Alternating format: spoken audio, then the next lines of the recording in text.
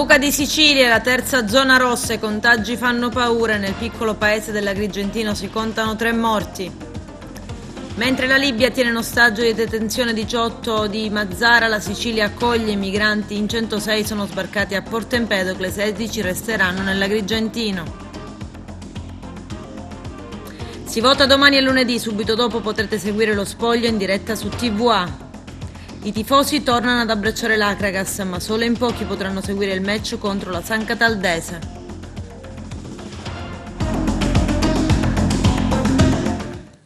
Bentrovati gentili telespettatori al nostro appuntamento con l'informazione. Le zone rosse annunciate dall'assessore regionale Ruggero Razza sono arrivate. Si tratta di Sambuca di Sicilia nell'Agrigentino e di Mezzoiuso nel Palermitano. Nei due comuni a partire dalle 14 di oggi adottate misure molto stringenti per contrastare la diffusione del coronavirus. La decisione è stata assunta dal presidente della regione Nello Musumeci in seguito al rapporto delle due ASP territorialmente competenti che hanno confermato la presenza di cluster locali. Ci sono i servizi. Sono nuovi 578 i casi evidenziati in Sicilia, tra cui 10 decessi, 121 guariti nelle ultime 24 ore da Covid. Scatta intanto la zona rossa per 2 comuni siciliani, si tratta di Sambuca Sicilia, in provincia di Agrigento, e Mezzoiuso nel Palermitano, dove sono adottate le misure più stringenti per contrastare la diffusione del Covid. La decisione è stata assunta dal presidente della regione Musumeci in seguito al rapporto delle due ASP territorialmente competenti che ne hanno confermato la presenza di cluster locali, in particolare nelle 2 cittadine siciliane. Fino al prossimo 24 ottobre per Mezzoiuso e fino al 7 novembre per Sambuca di Sicilia sarà vietata la circolazione a piedi con qualsiasi mezzo pubblico, privato, all'interno del territorio comunale, fatta eccezione per indifferibili esigenze lavorative o situazioni di necessità e motivi di salute, ma anche per l'acquisto e il consumo di generi alimentari, l'acquisto di beni di prima necessità per una sola volta al giorno. A Sambuca di Sicilia e Mezzoiuso la principale modalità di lavoro è lo smart working, con la promozione da parte dei datori di lavoro privati e pubblici della fruizione di ferie e congedi per i propri dipendenti. Stop delle lezioni anche nelle scuole di ogni ordine e grado, così come nei servizi dell'infanzia, chiusi musei, biblioteche, luoghi di cultura, vietati banchetti e feste private di qualunque tipo. Le manifestazioni culturali, ludiche e religiose, i grandi eventi, cinema, teatri, pub, scuole da ballo, sale giochi, discoteche, tutti sospesi, come anche le cerimonie civili e religiose, a eccezione dei funerali, cui potranno partecipare a un massimo di 15 persone. Negli esercizi commerciali delle 2 città sarà consentito l'accesso a una sola persona per volta, sempre con l'utilizzo di dispositivi di protezione individuali. Sono comunque consentiti l'asporto e la vendita al domicilio, sempre all'interno del territorio comunale. Nei 2 comuni è consentito il transito dei rispettivi territori per l'ingresso e l'uscita solo di prodotti alimentari, sanitari, beni di servizi essenziali. Intanto sono in corso interlocuzioni con le altre amministrazioni locali della Sicilia per valutare eventuali misure contenitive dedicate sulla base dell'andamento epidemiologico giornaliero. Intanto mi hanno notificato questa sera altri 3 casi positivi nel nostro territorio. Anche queste famiglie sono state avvisate, sono state attivate tutte le procedure di messa in sicurezza, la quarantena e l'isolamento sociale. Inoltre, come tutti benissimo sapete, l'ASP in collaborazione con la Regione ha istituito le zone rosse nella Regione Sicilia, ulteriore 2 zone rosse. Una delle 2 è Sambuca di Sicilia. Io non ho ancora ricevuto nel dettaglio l'ordinanza del Presidente della Regione, la stampa ne parla apertamente, ma ancora io non ho i dettagli del contenuto dell'ordinanza. La cosa che sappiamo è che dobbiamo comunque rispettare queste restrizioni fino al 7 di novembre. Non penso che ci siano particolari situazioni diverse al periodo in cui abbiamo affrontato il lockdown, quindi sarà un periodo simile a quando abbiamo fatto la chiusura generale nel periodo dei mesi di marzo, aprile e maggio. Naturalmente appena ricevo l'ordinanza la pubblicherò sul sito e ognuno può leggersi i dettagli e chiarire eventuali situazioni. Dovrebbe essere attiva dalle ore 14 di domani 17 ottobre e vediamo poi proprio l'ordinanza cosa contiene e quello che c'è da fare. Naturalmente vi invito alla massima collaborazione e cercheremo di affrontare questo periodo così difficile così con la forza che ci contraddistingue e sicuramente anche questo altro momento di grande difficoltà lo supereremo come abbiamo superato tutti. Un esercito di camici bianchi per contrastare la diffusione del coronavirus nel territorio delle aree metropolitane di Palermo, Catania e Messina e creare una sorta di cintura di protezione. Con una propria ordinanza, il presidente della regione siciliana, Nello Musumeci, ha infatti autorizzato le 3 aziende sanitarie provinciali competenti per territorio a implementare il numero delle unità speciali di continuità assistenziale già istituite fino al raggiungimento dello standard di una unità ogni 25.000 abitanti. Le ASP potranno fare ricorso al nuovo personale sanitario attingendo anche dagli elenchi che si stanno formando attraverso il bando predisposto dal Policlinico di Messina per l'avvio della campagna regionale di screening epidemiologico. Va ricordato che l'avviso pubblicato sul sito dell'azienda ospedaliera universitaria messinese e che ha già visto l'adesione di oltre 3.000 professionisti scade martedì prossimo. Tra le misure contenute nella nuova ordinanza del governatore anche l'istituzione in tutta la Sicilia delle unità speciali di continuità assistenziale di pronto intervento che opereranno H24 per prestare immediata ed urgente assistenza in affiancamento e integrazione al sistema sanitario regionale. E intanto crescita esponenziale dei contagi da Covid-19 in Sicilia, paura di ospedali al collasso, di un sistema sanitario che potrebbe non reggere all'impatto di quella che a tutti gli effetti potremmo definire la seconda ondata. Questo è l'orizzonte che a breve termine si potrebbe profilare. Palermo continua a rimanere tra città e provincia, tra le aree più colpite. Ormai da settimane si parla comunque di una sanità in affanno e in ginocchio nella gestione dell'emergenza. Per fare un poco di chiarezza, Blog Sicilia ha intervistato il neocommissario per l'emergenza Covid a Palermo, Renato Costa. Il dato è serio, ammette Costa, abbiamo dei numeri che non avevamo nella fase pandemica, numeri in crescita, però è necessario dire il nostro sistema sanitario sta rispondendo in modo adeguato a quella che è l'emergenza, gli ospedali in affanno, si diceva anche prima, la situazione è certamente critica ma stiamo facendo fronte, stiamo cercando di far funzionare il sistema compensando ricoveri e dimissioni, abbiamo un sistema di previsione di 48 ore, non dimentichiamo che dobbiamo assicurare anche l'assistenza sanitaria anche ai pazienti non Covid per evitare un lockdown sanitario. Per quanto riguarda le intensive, continua Costa, attualmente abbiamo disponibilità di 14-15 posti letto per quanto riguarda Palermo. Sui ricoveri ordinari abbiamo invece maggiori criticità, sempre nel capoluogo abbiamo disponibilità per circa 6-7 posti che stanno per essere occupati,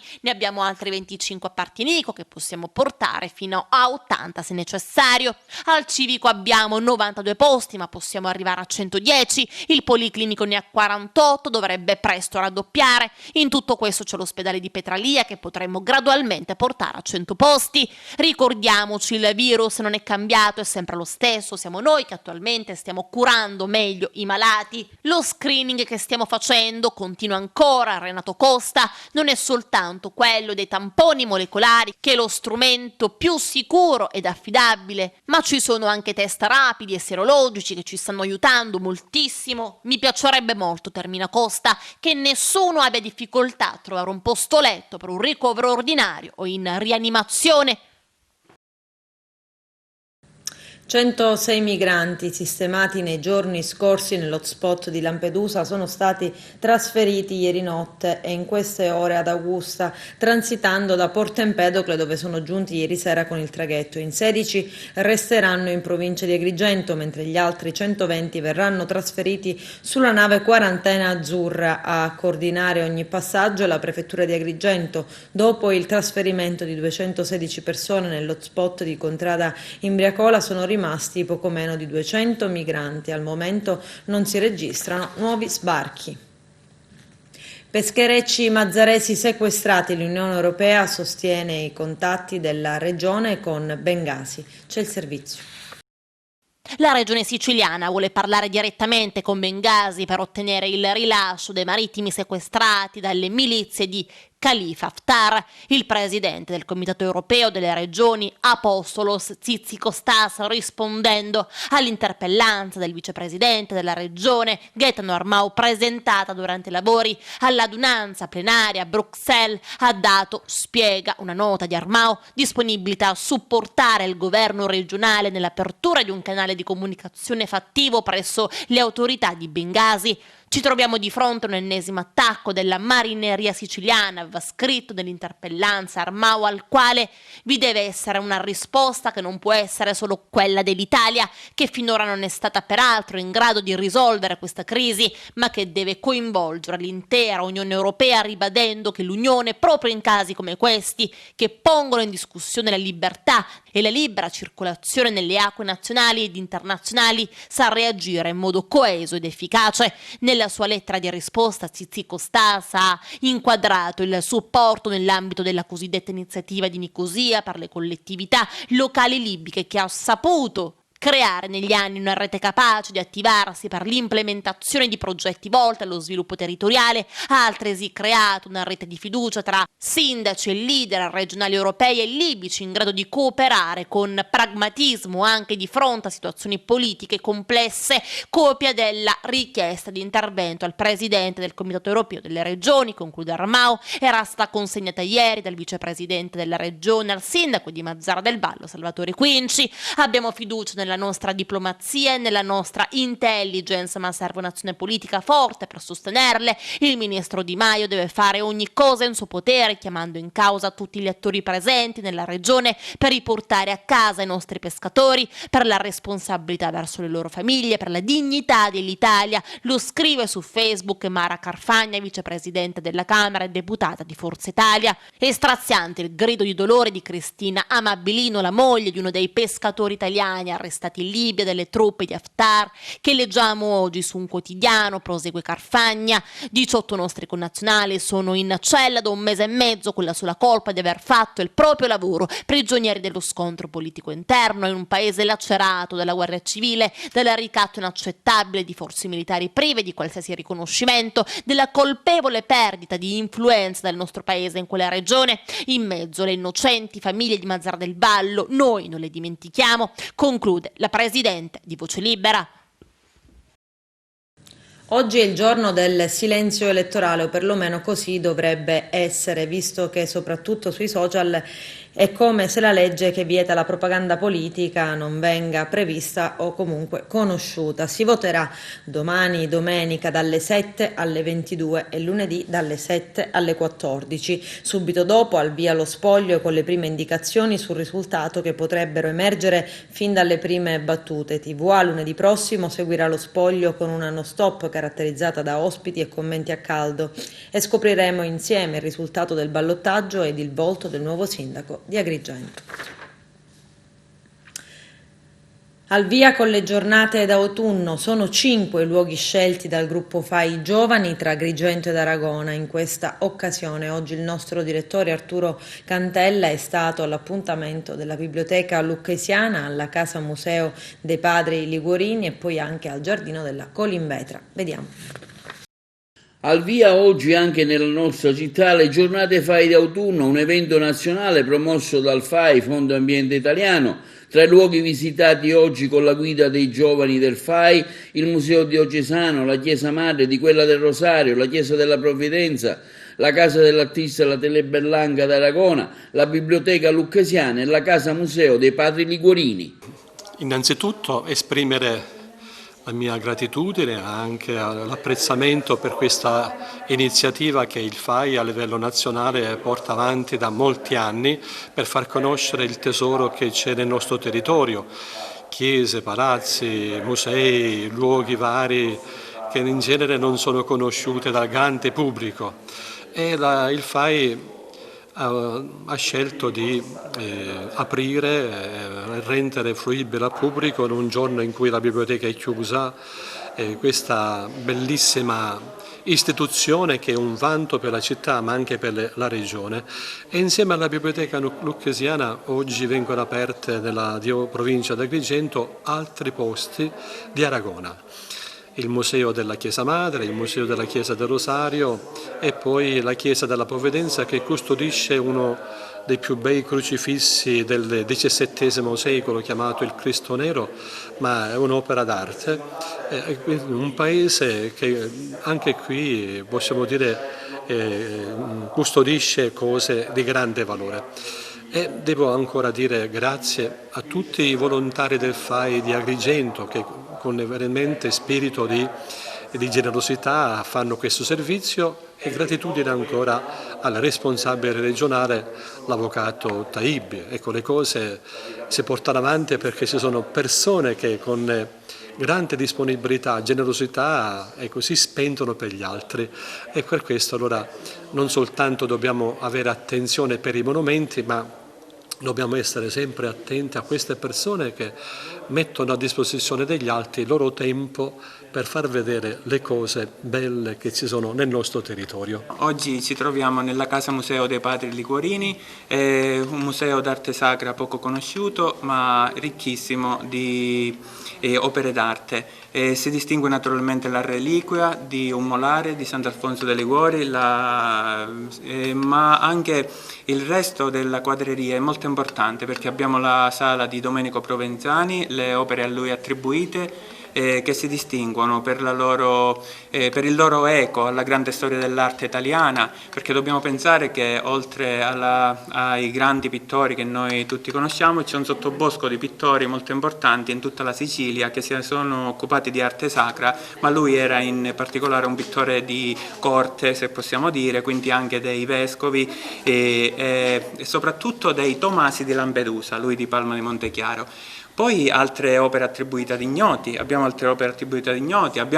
dei quadri bellissimi che ci regalano l'iconografia di Sant'Alfonso dei Liguori, nella sua postura così un po' china, un po' sofferente, che poi ritroviamo anche nella statua dell'altare maggiore. Ma non è solo argenteria, reliquiari, non abbiamo solo quadrerie, abbiamo anche un complesso architettonico molto bello. Si distingue questo atrio, che per bellezza possiamo ritrovare un suo parallelo forse a Santo Spirito, queste arcate che nelle loro chiavi di volta si sospendono nella spazialità e ci regalano queste emozioni.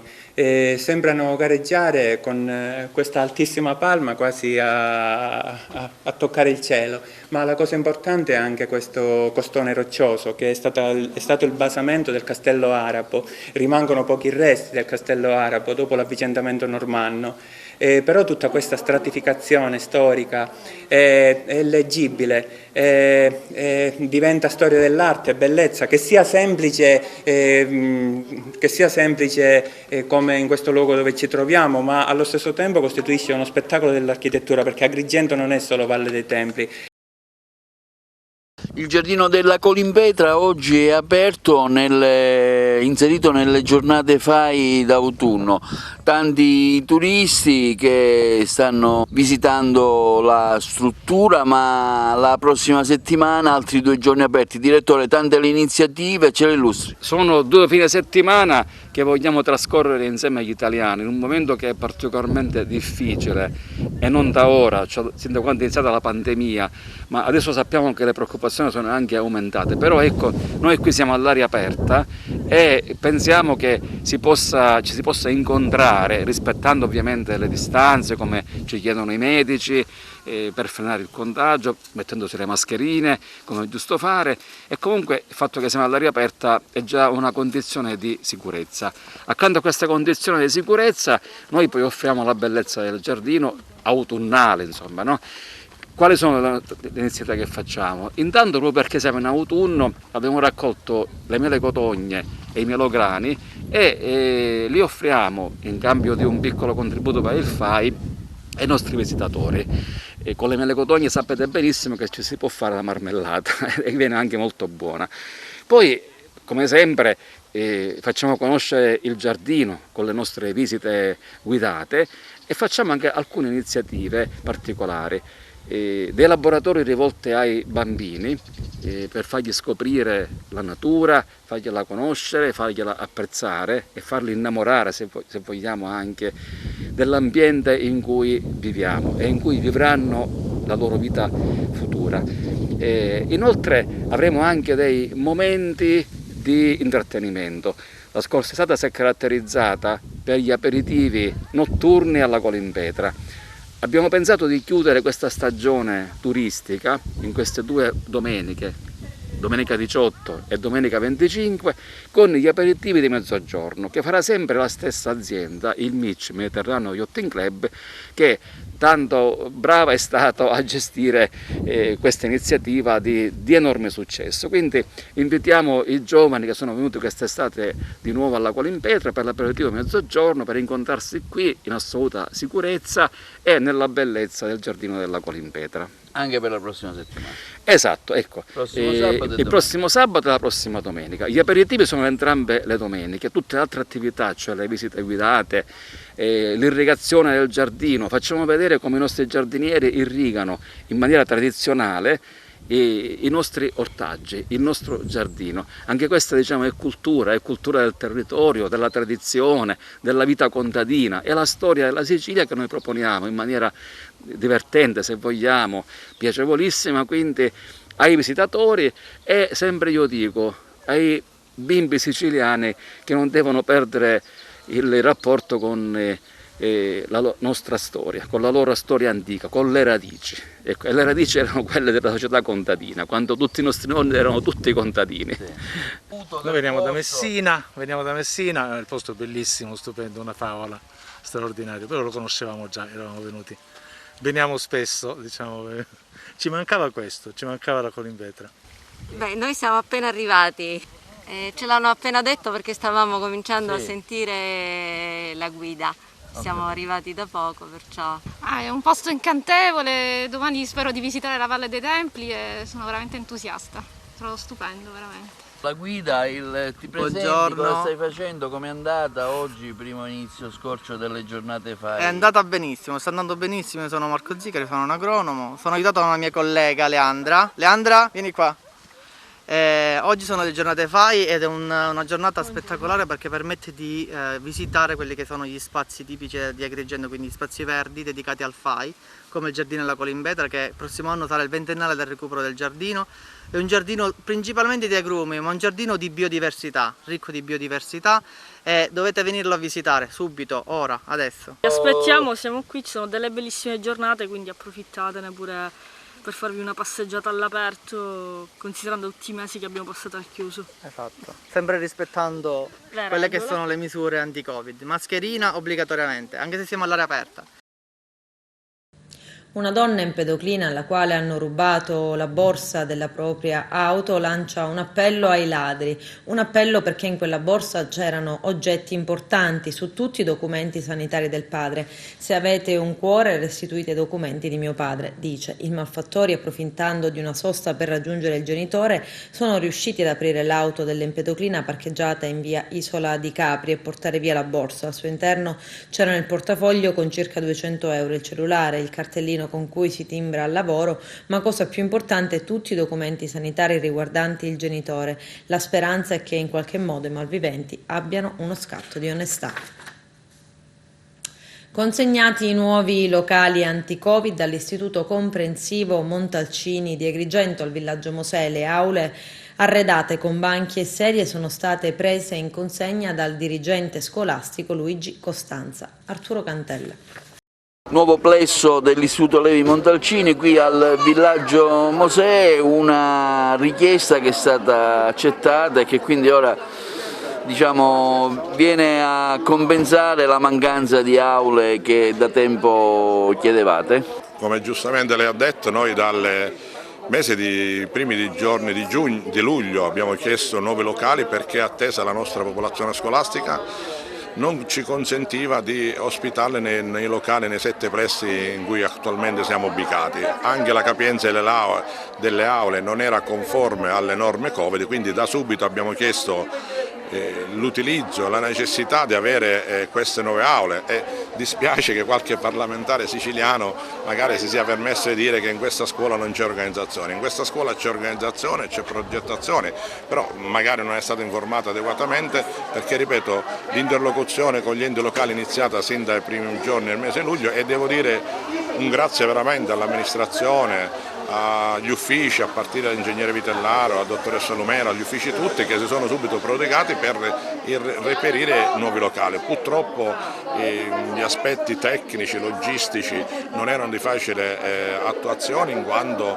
noi avevamo classi di ben 26-27 alunni, quindi con il distanziamento delle norme Covid ci volevano veramente ambienti molto grandi, e trovarli poi nella zona proprio del villaggio dove abbiamo ubicato gli altri plessi non era facile, però dico, alla fine oggi riusciamo a trovare questi locali grazie anche alla ditta Navarra, che si è messo subito a disposizione in pochissimo tempo, ha dato disponibilità per effettuare i lavori. Un grazie lo voglio rivolgere veramente di cuore a tutti i miei collaboratori scolastici, in particolare alle due signore che si sono prodigate, la signora Giancola e la signora Contino, che si sono prodigate veramente per dare un aspetto piacevole e gradevole alla scuola stessa, al personale, alla mia segretaria, ai docenti tutti, che sono, diciamo, ognuno non risparmiandosi, perché da lunedì possiamo iniziare qui a fare lezioni regolarmente, così ci togliamo i doppi turni che, seppur non sono stati, non hanno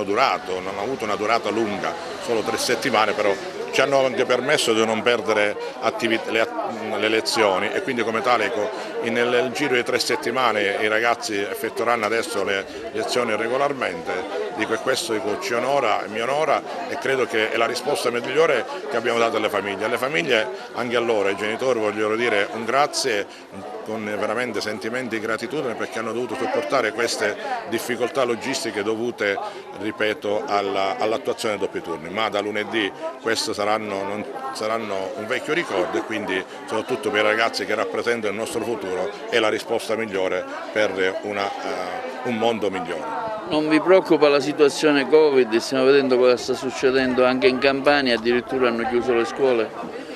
Ma io dico che chiudere la scuola è il presidio fondamentale della nostra società, è normale che è inserita nel contesto sociale, e quindi come tale ne risente. Io credo che per la scuola vengano messi in atto i protocolli nella maniera più stringente e severa possibile, tant'è che non ci sono situazioni particolari, però ripeto, quando i ragazzi escono fuori dalla scuola è normale che incontrano amici, conoscenti, luoghi, però diversi rispetto a quelle che sono le norme che vengono osservate con estrema precisione all'interno delle mura scolastiche. Purtroppo fuori non possiamo controllare tutti, però da quanto posso dire io, all'interno delle scuole è il presidio migliore per contrastare questo maledetto virus. Speriamo tutti che ognuno abbia atteggiamenti e comportamenti responsabili, affinché tutti quanti possiamo andare avanti senza alcun problema. La scuola odierna di Palma di Montechiaro porta la maglia bianca in Sicilia. Vediamo come hanno vissuto gli studenti del dirigente Annalia Todolo questa competizione nazionale voluta dal Ministero Istruzione. Grande soddisfazione per l'Istituto Odierna. Ieri si è concluso un hackathon che ha visto i nostri alunni competere con altre 11 squadre delle diverse regioni d'Italia. Per noi era già stata una grande soddisfazione essere stati individuati come la scuola che dovesse rappresentare la Sicilia tra le scuole delle regioni toccate dal Giro d'Italia. Questo hackathon, infatti promosso dal Ministero della Pubblica Istruzione all'interno del Piano Nazionale Scuola Digitale, richiedeva alle diverse squadre in gioco di ideare una tappa che potesse anche diventare una tappa reale per il prossimo Giro d'Italia. I nostri alunni hanno scelto di far partire la nostra carovana da Porto Empedocle per raggiungere il territorio di Modica, in un viaggio ideale attraverso una strada degli scrittori da Camilleri a Quasimodo. Questo è stato anche il motivo che sicuramente ha fatto sì che la giuria del premio valorizzasse il percorso per il collegamento con il mondo della scuola.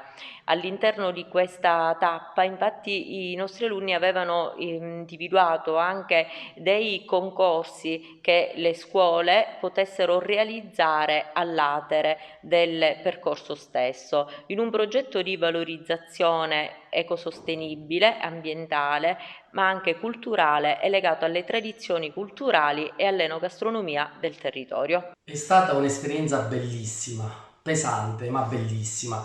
I nostri alunni in questi giorni, per 3 giorni, si sono recati a scuola alle 8 del mattino e sono usciti alle 8 di sera.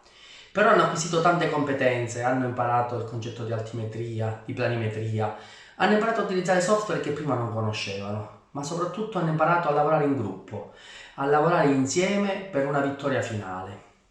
Già quando ci avevano comunicato di essere stati selezionati come unica scuola siciliana a rappresentare appunto la Sicilia in una competizione di così alto spessore, per noi è stato un momento di felicità, che si è concluso nel migliore dei modi, si è concluso con una vittoria della maglia bianca che nel Giro H rappresentava il premio scuola.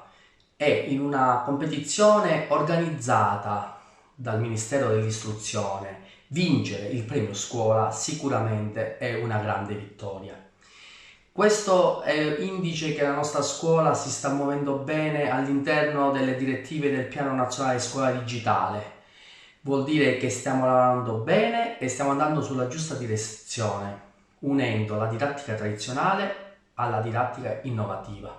Il progetto Giro H è stata un'esperienza sicuramente oltre che entusiasmante anche formativa sotto vari punti di vista, quindi oltre che scolastico sicuramente anche relazionale, perché abbiamo lavorato appunto a gruppo fino a tarda sera per raggiungere degli obiettivi che fortunatamente appunto abbiamo portato a casa grazie all'ottenimento della maglia bianca del Giro d'Italia. Avere avuto l'opportunità di partecipare ad una competizione così importante insieme al mio team in nome della Sicilia ed aver avuto l'opportunità di ideare una tappa per il Giro d'Italia per me è stato davvero un grandissimo onore. In questi 3 giorni di durissimo lavoro mi sono divertito tantissimo. I nostri alunni hanno scelto la tappa che partisse da Porto Empedocle per arrivare a Modica. Perché questa scelta? È stata una scelta didattica perché i nostri ragazzi si sono cimentati a rappresentare i nostri scrittori siciliani. Bene, la partenza di Porto Empedocle con Camilleri per passare la Palma di Montechiaro con Giuseppe Tomasi, quindi la città del Gattopardo, per finire a Modica con Salvatore Quasimodo. Si aggiudica la maglia bianca del Giro H 2020 promosso e organizzato dal Ministero dell'Istruzione in collaborazione con il Giro d'Italia, il team Sicilia.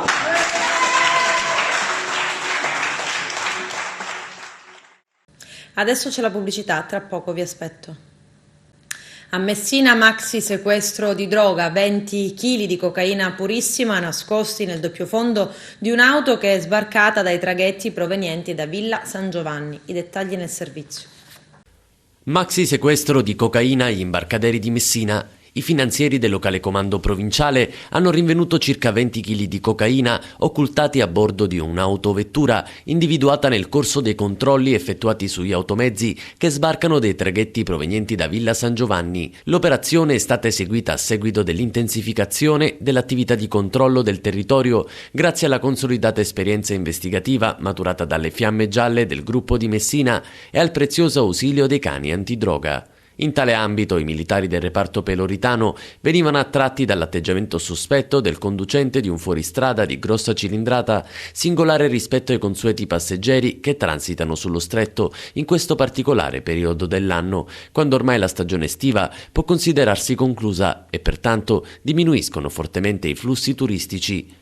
L'intuizione veniva quindi confermata dal formidabile fiuto dei cani antidroga Dia e Gimli, altamente specializzati in operazioni della specie. I 2 pastori tedeschi, infatti, dopo una prima ricognizione esterna, mostravano evidenti segni circa la presenza di un significativo carico di sostanza stupefacente che, dopo ulteriori e più mirati controlli, veniva rinvenuto abilmente occultato in un doppio fondo artatamente creato nel vano portabagagli. 18 panetti di cocaina purissima pronta per invadere il fiorente mercato siciliano per un peso totale di 20 kg circa, che opportunamente tagliata avrebbe potuto fruttare alla vendita al dettaglio illeciti guadagni per oltre 2,7 milioni di euro. Il Corriere, un cinquantenne di origine lucane ma residente nell'Alessandrino, è stato quindi tratto in arresto in flagranza di reato per traffico di sostanze stupefacenti e successivamente sottoposto a custodia cautelare in carcere in attesa di giudizio a disposizione dell'autorità giudiziaria di Messina. L'operazione odierna testimonia il continuo e quotidiano impegno della Guardia di Finanza e della Procura della Repubblica di Messina a tutela della legalità e ha consentito di impedire l'immissione sul mercato illegale di un considerevole quantitativo di droga che, come noto, costituisce la principale fonte di guadagno delle organizzazioni criminali. Adesso l'intervista del nostro direttore Arturo Cantella a Floriana Bruccoleri della CGIL Sunia, il sindacato degli inquilini. Vediamo. Come si vive questo momento di pandemia? Il Sunia si occupa di tante iniziative, una breve panoramica di ciò che è il vostro lavoro, anche la presenza nel territorio. Allora, il Sunia è il sindacato degli inquilini e degli assegnatari degli alloggi popolari. Devo dire che ci impegna tanto perché sia da un punto di vista inquilini privati che da un punto di vista inquilini pubblici, che sono gli assegnatari di alloggi popolari. È un campo che è sempre più dimenticato però, sia dai governi nazionali che dal governo regionale, perché sono state stanziate tante somme, sono stati stanziati aiuti nei confronti sia degli inquilini privati che degli assegnatari degli alloggi popolari, però in realtà vediamo poco e niente. Nei mesi scorsi è stato finanziato il fondo per il sostegno all'affitto, abbiamo avviato le pratiche e siamo ancora in attesa delle somme. Questo che significa? Che c'è tanto bisogno di aiuti economici, anche questo è un settore sia da un punto di vista privatistico che da un punto di vista pubblico, quindi gli assegnatari di alloggi popolari è un settore che ha bisogno del sostegno dello Stato, sia della Regione che anche del Governo nazionale. Noi siamo qui per dare delle risposte, devo dire che abbiamo notevoli difficoltà per tante cose, poi il Covid peggiora, non ci aiuta, noi cerchiamo sempre di essere presenti, abbiamo difficoltà di incontrare gli inquilini, abbiamo difficoltà di incontrare le persone, ma non sarà certamente questo che ci ferma. Dopo il flop del Click Day, cosa devono aspettarsi le aziende siciliane candidate a ricevere il bonus Sicilia? Scopriamolo insieme. Dopo l'annullamento del Click Day di giorno 5 ottobre si sta pensando di apportare delle modifiche all'avviso che era stato precedentemente pubblicato. Le intenzioni sarebbero quelle di chiaramente modificare le modalità, i termini e i criteri per la distribuzione delle risorse che erano state stanziate. Si pensa di distribuire queste risorse a tutte le imprese che hanno caricato l'istanza. Sulla piattaforma beneficeranno di un contributo che chiaramente non corrisponderà più a ciò che prevedeva il vecchio bando, 5.000 euro una tandem e con un massimo di 35.000 euro di contributo a fondo perduto, ma date le risorse che ammontano a 125 milioni di euro, queste chiaramente verranno distribuite su tutte le istanze presentate. Penso che non è una cosa positiva neanche negativa, però alla fine si accontenta tutti, perché è chiaro che all'interno di questo calderone di istanze ci sono imprese che hanno determinati fatturati e altri che invece sono piccoli imprenditori. Il contributo massimo che verrà assegnato è di 3.500 euro. Un piccolo imprenditore può dare un discreto aiuto, chi fattura magari 1 milione di euro che è poco più che una manciata. Credo che alla fine questa sia la soluzione migliore per cercare di accontentare tutti. Dall'ultima conferenza stampa dell'assessore stanno lavorando per un nuovo bando che si rivolgerà a chi non ha potuto partecipare a quest'ultimo. Nella delibera di giunta si richiede di potenziare tutti quei meccanismi che servono al Dipartimento dell'Assessorato Attività Produttive per erogare il contributo a fondo perduto. Questo perché? Per cercare di accelerare il più possibile il passaggio dalla richiesta del contributo all'effettiva erogazione. Verrà pubblicato un nuovo bando per cui ci si dovrà praticamente iscrivere, scaricare l'istanza, firmarla digitalmente e ricaricarla. Questo nell'arco di 10 giorni da quando il bando viene pubblicato. È semplicemente una dichiarazione in cui l'impresa che ha già partecipato al bando accetta le modifiche del nuovo avviso. Torna il pubblico all'Esseneto di Agrigento per la gara di domani, domenica 18 ottobre, Acragas San Cataldese. Possono essere presenti 682 persone, pari al 15% della capienza massima dell'impianto. Vediamo come i biancazzurri si stanno preparando ad affrontare il match. Carmelo Lentini. Il calcio dilettantistico ritorna quasi alla normalità. Sottolineiamo quasi alla normalità in quanto gli stadi saranno parzialmente aperti ai tifosi che desiderano seguire le squadre della propria città. Tutto sarà in proporzione alla capienza dello stadio e per circa il 15% del numero dei tifosi. All'Esseneto, ad esempio, non potranno entrare più di 682 spettatori, in quanto la capienza massima dell'impianto è di circa 4.500 unità. Ma vediamo quali sono le regole che il protocollo del DPCM prevede. Nel caso della sfida dell'Esseneto tra Acragas e San Cataldese sarà possibile l'acquisto dei biglietti nei modi seguenti. In prevendita nella giornata di sabato 17 ottobre presso la segreteria dello Stadio Esseneto, aperta dalle ore 9 alle ore 17:30, oppure presso il Caffè dei Fiori di Viale Leonardo Sciascia al villaggio Mosè di Agrigento, che sarà aperto invece dalle 7 sino alle ore 20. Si può acquistare anche online tramite il portale specializzato e dal costo del biglietto online va applicata la commissione del circuito di biglietteria elettronica. Il botteghino dello stadio dell'Esseneto rimarrà chiuso domenica 18 ottobre nel giorno della partita. Infine si prevede l'uso di mascherina, il rilevamento della temperatura all'ingresso dello stadio, il rispetto del distanziamento sociale contestualmente al divieto di assembramento e l'esibizione del documento di identità all'ingresso.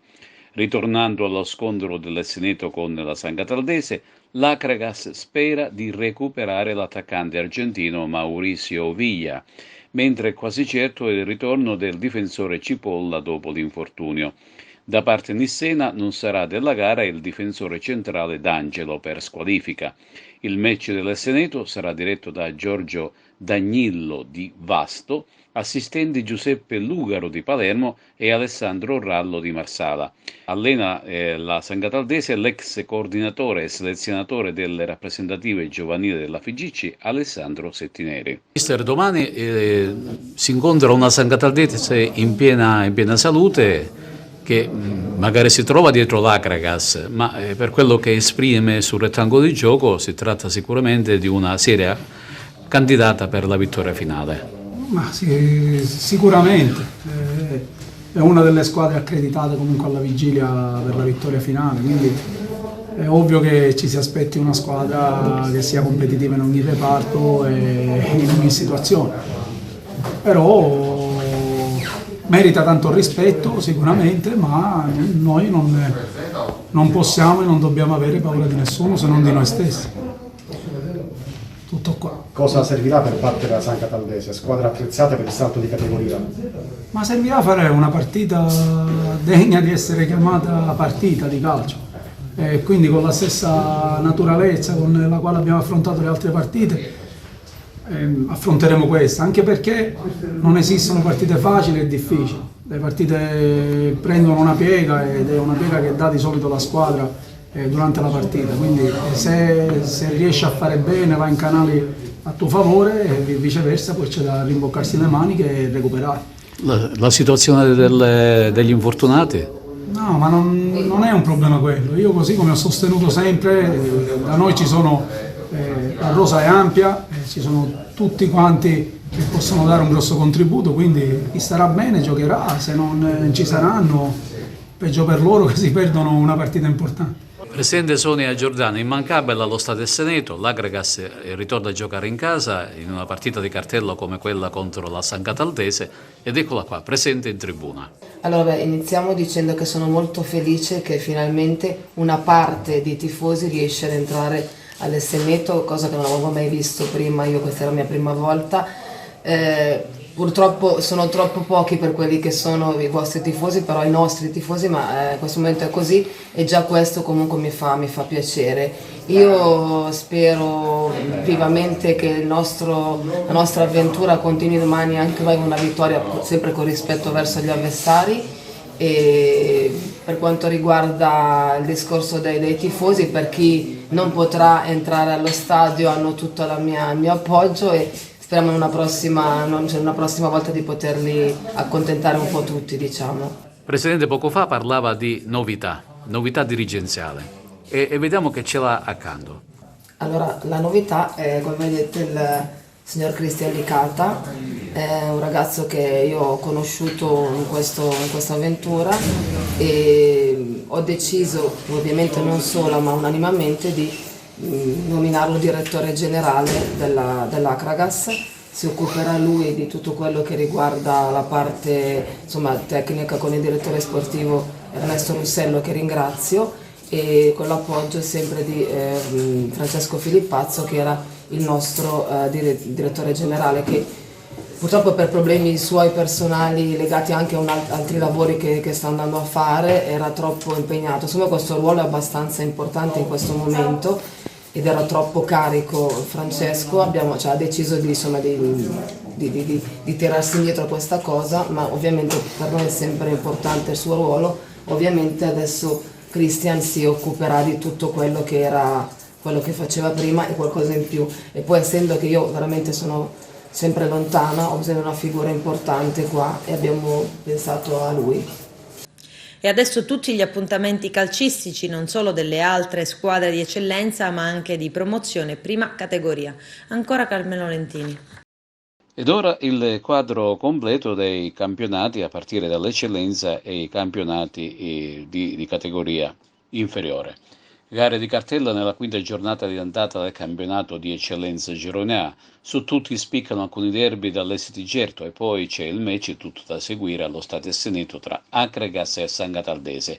Impegnativa trasferta per il Canicattì di Pippo Romano, che a Casteltermini cerca conferme contro una delle squadre più in forma del momento. Non è da meno la gara esterna del Pro Favara, che a Mazara cerca gloria e 3 punti. Gioca a Misilmeri l'Unitas Sciacca, tardato in classifica generale, mentre al Paolo Marino ritorna il derby tutto trapanese tra la Folgore e il Marsala. A Mazara sarà Vincenzo Marra di Agropoli ad arbitrare il match con il Pro Favara. Nel campionato di promozione Girone A, sfida esterna del Camarate, che rende visita al Valentino Mazzola di San Cataldo al Master Pro, mentre il Raffadali sul proprio terreno ospita il Villabate. In entrambi i casi le compagini agrigentine sono chiamate a prestazioni di un certo livello per non perdere ulteriori posizioni in classifica generale. Il discorso vale più per il Raffadali, che non ha avuto un buon avvio di campionato. In prima categoria Girone G il capolista Atletico Favara osserverà un turno di sosta. Tutte in campo invece le altre agrigentine. Il Ravanusa ospita l'Atletico Gorgonia, l'Embelloclina sarà impegnata sul campo della Sommatinese, infine il Gemini in casa con il Don Bosco Mussomeli. Parte anche il torneo di seconda categoria con 5 agrigentini ai nastri di partenza: Alessandria della Rocca, Campobello, Atletico Licata, Virtus Favara e Muxar. In questa prima giornata spiccano i primi 2 derby stagionali: Campobello di Licata, Atletico Licata e Virtus Favara Muxar. È assai difficile pronosticare l'esito di queste prime partite, anche perché le squadre sono in pieno rodaggio ed hanno tanta voglia di iniziare con il piede giusto. Gara d'esordio difficile per l'Alessandria della Rocca, che ha potenziato adeguatamente la propria rosa ed aspira ad un campionato da protagonista. Con questo è tutto, termina qui l'edizione del telegiornale. Grazie per la gentile attenzione, per essere stati con noi e buon weekend. A presto.